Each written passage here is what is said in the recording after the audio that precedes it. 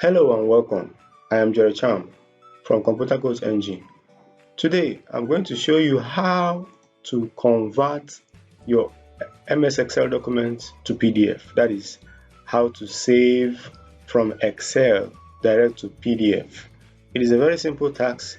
All you need to do is, when you are done with what you are doing in Excel, just click on the File menu, go to Save As, then click on Browse. When the Save As dialog box appears, enter the file name.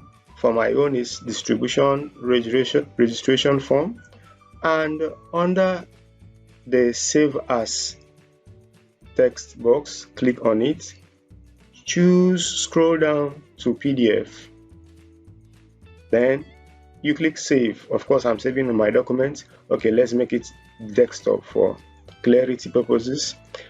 I click on the desktop and I click Save. Depending on the speed of your computer, after a while we'll go down to the desktop and we'll see the file right here. Now the file has been automatically converted to PDF. Let's see. Thank you.